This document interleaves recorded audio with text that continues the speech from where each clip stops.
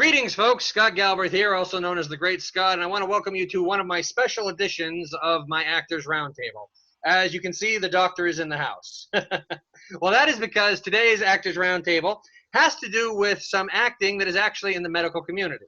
And I'm sure a lot of you are thinking, well, what's that all about? Well, the truth is, I only found out about this a couple years ago, and I thought it was very fascinating. And I just realized, when I realized I had a few actor friends who were in this field, I just had to do a roundtable about it. And we'll move on to what I'm talking about in just a few moments. But first of all, let me introduce you to today's acting panel. First of all, we have a gentleman whose film credits include The Book of Ruth, my screenwriting debut, The Reconciler, the Steven Spielberg movie Lincoln. He just celebrated his 100th Internet Movie Database credit, and he continues his reign as my most frequent guest. This is his 4th appearance in my 5th roundtable. Please say hello to Robert Shephard. We also call him Bob. Say hello, Bob. Hello. Hello. Thank you very much. Yeah, it's nice to have you here yet again. All right. Next up, we have a young lady who is right here in the Boston area with me. I've worked with her several times. This gal has played everything from Snow White to Belle from Beauty and the Beast on different parties that I've been involved with. She's an actress with Just Murder Mysteries, a dinner theater company, and her film credits include a short film called Apocalypse Party and an indie film called The Process. Please say hello to Allison Matteodo, but we call her Allie. Say hello, Allie. Hello. Hey, everyone. Nice to see you. How are you doing? Nice to see you too. Thanks for the glorious introduction. No problem, I do try. And our third panelist today is a gentleman who studied acting at the Dramatic Arts in New York City. And he has a film credit with the short film of the sci-fi film Permeable. Am I pronouncing that right, sir? Perfect, permeably. Thank you. All right, and like Allie, he has done a lot of parades and activities with us. I think this guy has been Iron Man. I think he's been a stormtrooper, to just name a few things. Please say hello to Cory Scott. Hello, Cory. How you doing today? I am doing well. It was a great occasion to get dressed. I was like, yes, Scott, thank you. No problem, no problem. Well, I thank you all for being here. Now, I should mention to everybody out there, okay, what exactly is this medically related acting job? Well, funny story. Back in 2016, I was with Bob on the set of The Reconciler, and we were kind of talking shop, and he told me that one of the things that he does when he's not acting on films was something called standardized patient work. And I was like, what was that? I had never heard of that. And since Bob was the one who first told me what it was, Bob, I hope you don't mind, so that I don't butcher the description, would you please tell our viewers what standardized patient work is? Standardized patients is a very diverse group of people that actually are trained to work with medical professions of different types, medical doctors, physician assistants, nurses, all different types of medical people. And in that, we role play basically the role of a patient. And of course, we are trained up to do that. And then I know in my particular case, in addition to portraying the case, we really are there to be communication experts as well, to try to help these young professionals to be better communicators with their patients, except. So at least in my case, it's normally sort of a dual role. So we play a role, then we also provide feedback in regard to good things they did and maybe things they could correct to be a little bit better as they progress through whichever medical degree they are seeking. Allie, Cory, either of you got anything to add to that description? Because Allie and Cory, you guys are here in the Massachusetts area. Bob's coming to us from Virginia. So anything either of you would like to add to that description? Well, I would say that Bob had a great description there of what we do.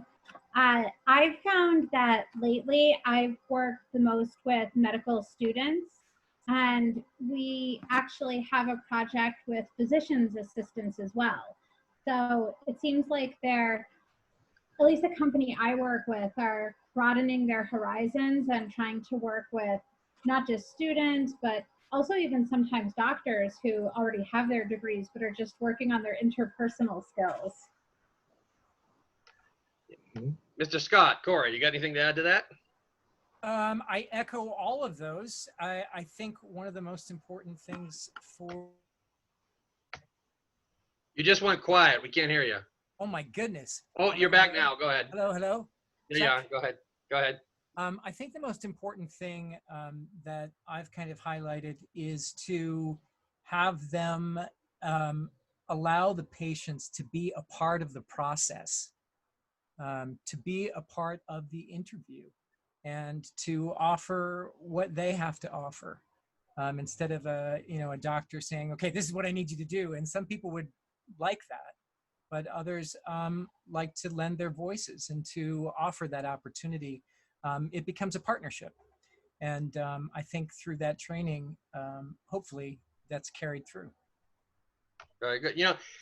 What I found interesting about this, when I heard the description from Bob, and then when I found out that I was working with some people who did it in this area, is that you start to think, I never thought, you never hear about something like this, actors playing the roles of patients for doctors or medical students for them to practice. But the more you think about it, you're like, come to think of it, that actually does make sense, because there's only so much you can learn on a CPR dummy, for example.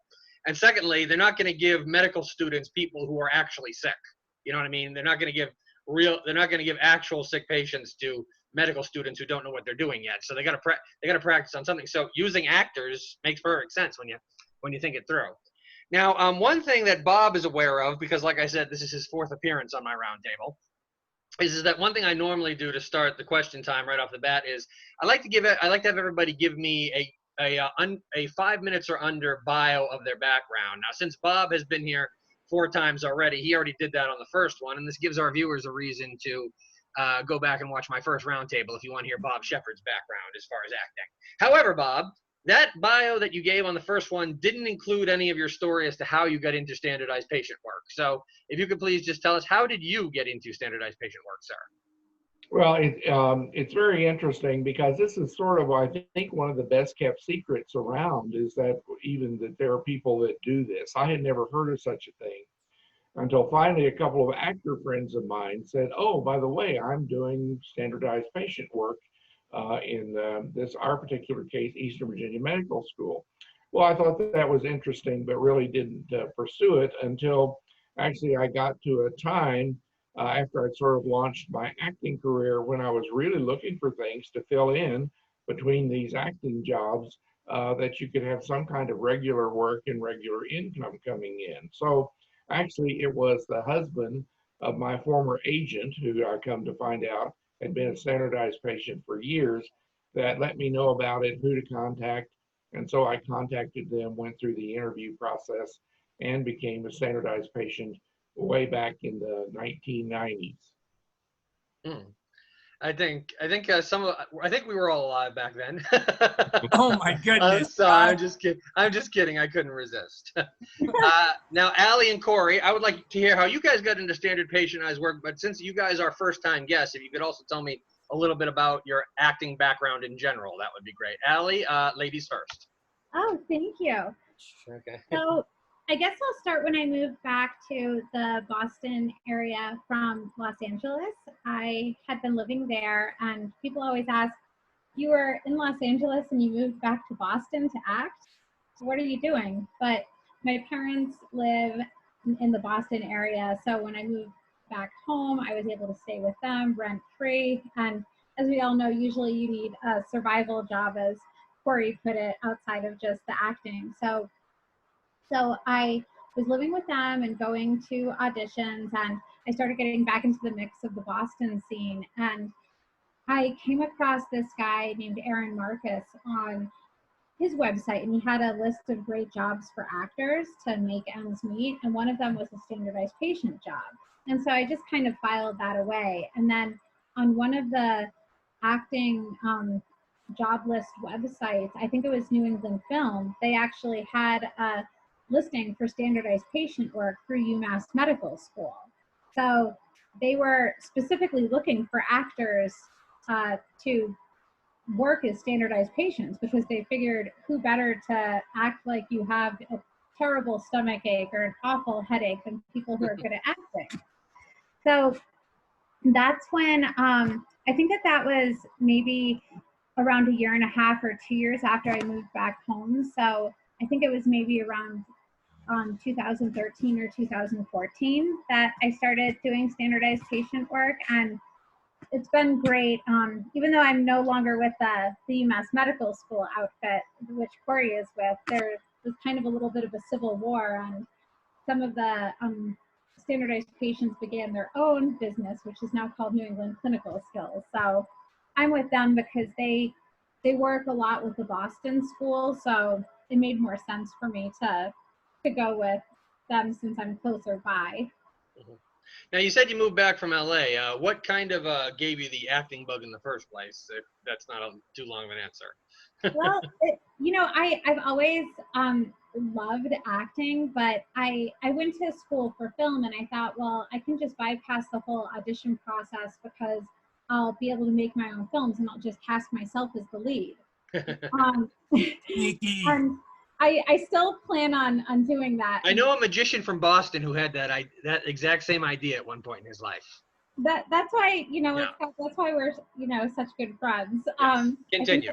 Mine a lot. So anyway, then I had a lot of actor friends in Los Angeles, and I thought, you know what, I really don't, I'm really not drawn to a lot of the other aspects of working in film, like doing the sound for the film or doing the photography for the film. I have nothing but respect for the people who do that, but I love for myself to be the talent, or to be the one on the screen. And so I quit my job in LA, and I was probably this close to being able to make ends meet and also pursue auditioning out there, but I just couldn't. I ran out of money, and so I moved back home, and it helped to have that rent-free space that I could live in to kind of get my feet, back on my feet. Yeah, what you said about the technical aspects of everything. One thing I've told several people is, people never hear me shut up about the Reconciler. I mean, Bob being one of them, he was involved with the film. Actually, it turns out you moved back to Boston the same year we were shooting that movie, so that's kind of interesting. We shot that in 2014. Oh. But I learned a lot of things from being on that, and one thing that I learned very quickly is that I will never be a film director. I have a lot of ideas swirling around in my head, and I can come up with a good story, and I can ham it up as an actor. I've never written anything I don't want to be in, but as far as directing, you need the patience of somebody like Sean Justice to do that, unfortunately. And he's an artist in that way. Even when it comes to plays that I've directed, I think some of them I've rushed. I don't think I have the patience to be a film director, unfortunately. Yeah. Okay. Go ahead.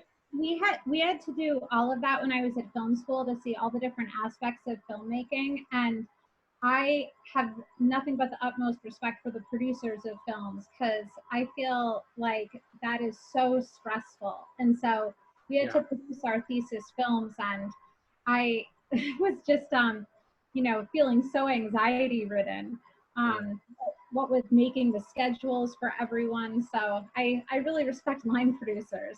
Indeed. Okay, Mr. Scott, what is your background in both acting, and how did you get into standardized patient work? Oh my gosh, I have to say my parents, both of them. So let's go to SP work, standardized patient work.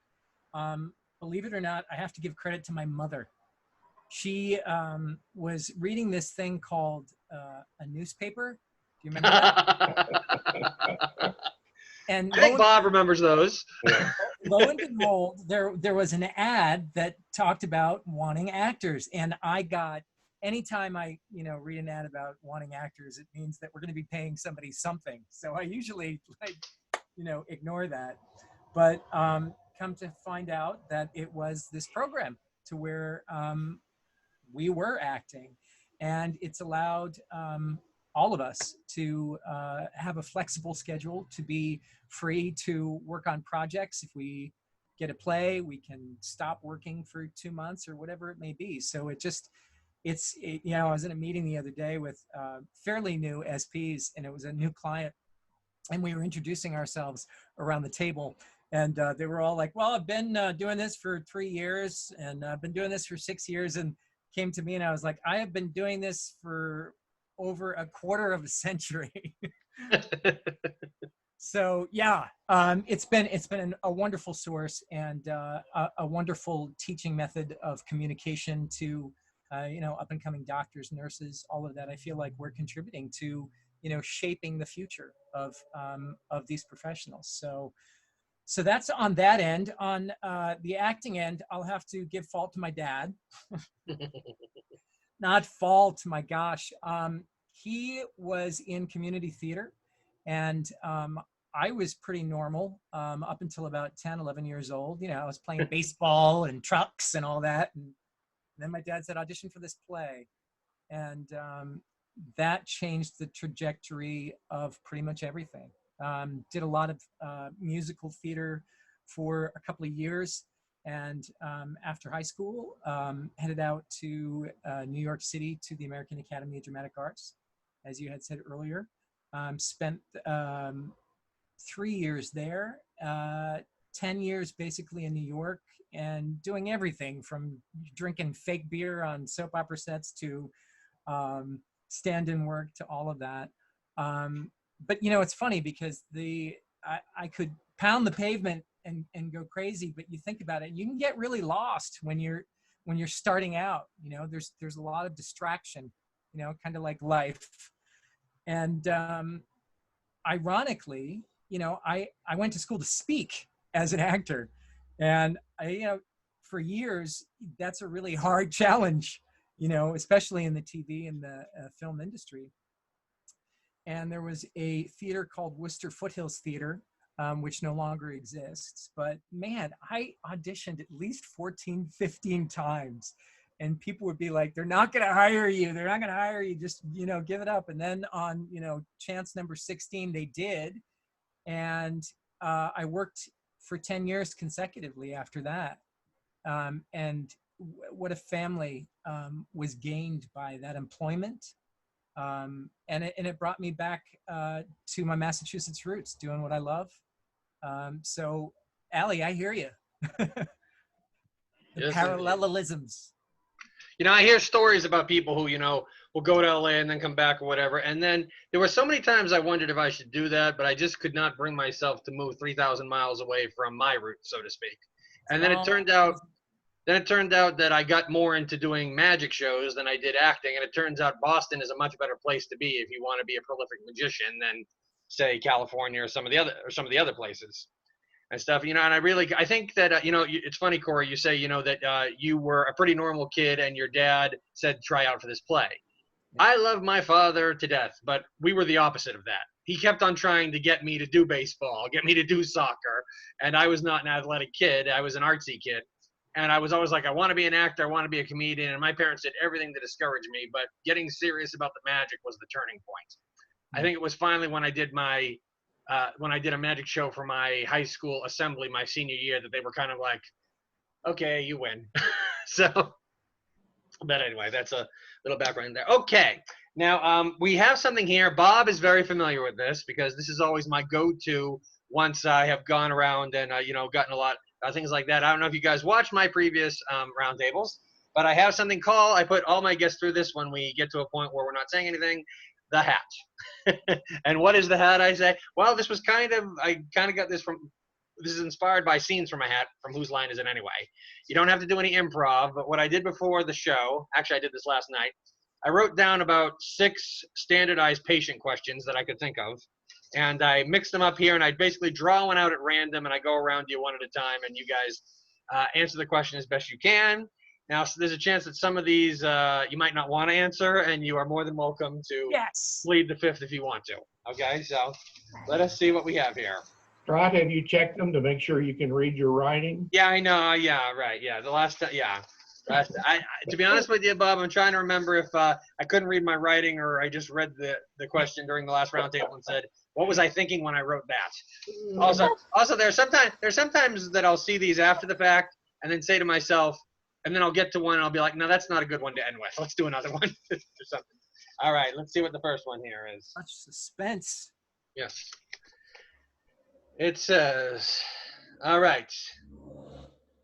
Okay, do you have a illness that is your specialty or your favorite to act whenever you are a standardized patient? Who wants to go first? I'll give. In the past, I've chosen the order. Anybody want to answer that? have, I guess, just what came to my head is that from a challenge standpoint, I think some of the most challenging roles I've played tend to deal with addiction. So somebody who is at the doctor's office and they're looking to potentially get more opioids or painkillers. And it's really difficult for me because I tend to be very mellow and laid back, and I don't like really to ruffle feathers. So it's been very difficult to play patients that are very different from me personally and be kind of aggressive and demanding and trying to wheedle their way into getting a prescription for opioids out of a medical student. And so it's kind of this push and pull, or this very tense exchange. But I think it's probably some of the most rewarding parts I've played too, because there's of course an opioid epidemic and they're trying the best they can to get it under control so it can help to really, you know, deny the patient and say no, but try to get them help in another way. Cory, Bob, either of you got an answer for that one?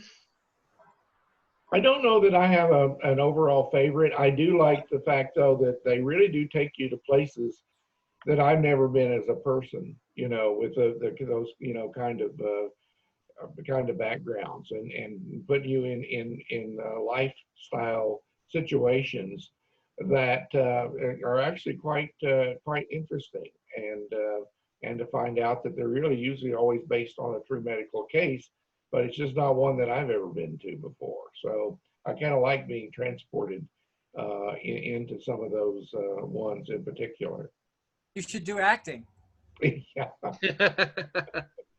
Well, I always heard, don't let them catch you acting, Scott. Or you're in trouble. Yeah. Don't let them catch you acting, huh? Cory, you got something? Yeah, you know, it's kind of funny because of the fact that it's been so many years. There's a big scope that you can, you know, you can look through.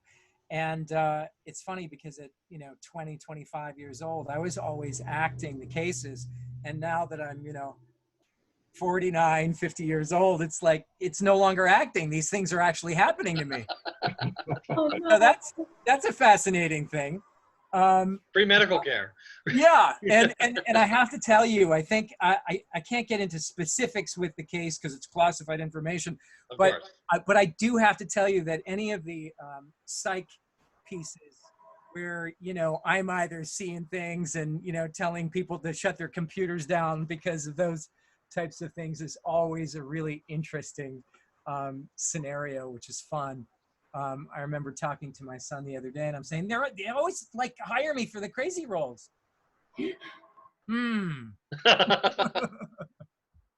I can understand what that would be fun. Wow. This is an example of, this happens at every one of my roundtables. We're having so much fun, time gets away from us. We're already at the 10-minute mark at this point. So we have 10 minutes left. But thankfully, that's more than enough time to do at least one more of these, maybe two. So one thing, though, before I forget, just real quickly, is I wanted to ask you all this earlier, and anybody can jump in here. So is the way it works is, are you like given a illness you're supposed to fake, and then they don't tell the doctor that you're performing for, and he's supposed to try to figure out what is that kind of the setup usually? Not necessarily. A lot of times you go in and you tell them right up front, because they should ask you, how can I help you today? And you might not know what the name of it is, but you certainly as a minimum would give them certain symptoms. Then that's what they hone in their interview for. So usually part of your opening statement gives them some kind of a clue. Now, there are others, though, that we do frequently that I think that have motivational interviewing pieces to it that you would not give them. And they would then, if they have good skill, they will actually find out things that's very key information that you would not necessarily volunteer unless they really use good interview skills. For example, one that I have done frequently, actually the person is illiterate, and they're trying to take their medicine the best they can remember. And they say, well, I look at the bottle and try to remember what the pharmacist told me how much to take. Initially, it would seem that is a seeker, trying to seek medication And it's not that at all. It's just because this poor guy really is not able to read the label, and they will only know that if they use certain skills to get to that information. Allie, Cory, you got anything to add to that? So I was going to say, Scott, that from the way that you worded your question, I think every single time I've done a simulation, they always know that I'm not actually ailing. The students know that it's a simulation. They don't actually think that you're, somebody who's coming in and is sick for real. They Okay. know that it's a role-playing thing, but Well, yeah, I know. I just didn't know if it was like something where the student had to try to diagnose you or whatever, and you knew what you had, or if it was the other way around. I would say that sometimes they don't even tell us in the write-up what we have, because they don't want us to inadvertently lead the student into the correct diagnosis. But sometimes, Yeah, after I asked the question, it dawned on me, you don't always go to the doctors knowing what you have. That wouldn't make sense. but there are some times where they have these sections where there are things that are more likely and less likely. And most of the times the students do ask at the end during feedback, so what do you have? What is it? And, sometimes I'll tell them, well, I actually don't even know myself. They didn't, send any information in the write-up because they don't want me to lead you into the correct diagnosis. Right. Sometimes I think, go ahead, Bob. Go ahead. And at least where I work, your earlier ones, your first year, second year, or your earlier enrollees, they're not even supposed to get to the point of a diagnosis. They take steps, and the first step is they learn to interview, and then they're going to learn the physical exam. Actually, for our medical doctors, it's like third year before they are actually expected to set up differentials and come up with a diagnosis. That's the thing, is that I think it's fascinating because the skill that we're trying to teach them is the fact that don't jump to your first conclusion. I mean, it's kind of like an acting scene, if you're cold, don't always jump here, go somewhere else. And, with the students asking about the chief complaint, all of a sudden they start to think, oh, it's this, and they begin to go down that track. And basically what we're doing is we're pulling out like a camera zoom, and we're saying, okay, it could be that, but it also could be this, it also could be that. And what series of questions are you going to be asking to dig into those things, so that it's not as judgmental right in the beginning? Yeah, I think that is such a good point, Scott. And so that's why we emphasize something that's called open-ended questions, rather than them deciding or to focus immediately on what you have and going down that road, and they really might miss a whole lot of information. So we try to emphasize, use an open-ended question that's going to allow the patient to actually tell you what's going on with them. Sounds good. Well, we actually just passed the 5-minute warning. We're actually down to about 4 minutes and 30 seconds at this point. And to make sure that we ended on a question I liked, I will tell you I cheated. I looked through the hat and I found one that I thought would be a good question, because Was that a magic act? What'd you say? Was that a magic trick? No, that was not a magic trick. That was me finding. It's called cheating. Yeah, it's called cheating. Okay, fine. I didn't want to find one I couldn't read or end with one I didn't like before. Okay, but this is one I was hoping we would get to, so I was like, I'm just gonna find that one. Come on, bring it on. Given this line of work, does any of you, and hopefully, and like I said, we're down to 4 minutes now, so I hope it's not a long one. Anybody have a funny standardized patient story that they could share real quickly? Anything that any situation that would just be, because every job has like a funny story here or there. So. I'm just thinking of sometimes where the rooms are either uncomfortably hot or uncomfortably cold. There's been some kind of malfunction with the thermostat or the cooling or heating. So I just remember I was feeling really sorry for this one student because he was just sweating bullets. And so he was going through the Kleenex box to wipe down his forehead. And it was probably one of the most awkward interactions I've had, because I think at one point when he was looking me over, his sweat was actually dripping onto me. And,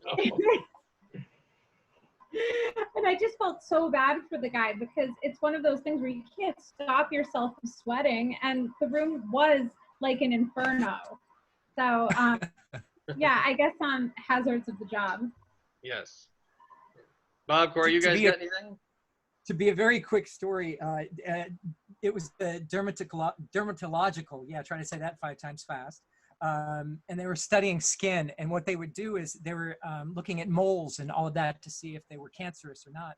And there was about 16 people, and they put me in the center of the room in a chair, and all of them started to like go in to see all of these different, fake moles that were on my body. And I have never, like, all of a sudden I felt, they're saying, oh, this one's this one's cancerous, whatever. All of a sudden I felt this like fountain that was rising above me. And the next thing I knew, I was on the floor and seeing 16 people looking down at me. I fainted. Oh, no. And they had to bring, like, we were part of the medical school and we're like 5 seconds away from the hospital, but I'm in the Johnny. They had to bring the EMTs, and they were like, why is this guy in a Johnny? Well, that's Needless to say, 5 hours in an emergency room only to know that it was just me fainting, because there was just too much pressure surrounding me in a circle. Yeah. Well, we are down to about 90 seconds, and Bob knows because he's participated in so many of these. I've taken some of these right up to the last minute and had to cut people off before, and I kind of promised myself I wouldn't do that this time. So this might be actually one of the few times that I'm going to take advantage of the fact that I don't have to rush the goodbyes. And I want to thank Bob Shephard, Cory Scott, Allison Matteodo. Thank you so much for taking this time on this special Great Scots Roundtable to share some of your stories and talk about standardized patienting. Great. Thanks, everybody. Thank you for watching. Thank you. Bye-bye. See you guys.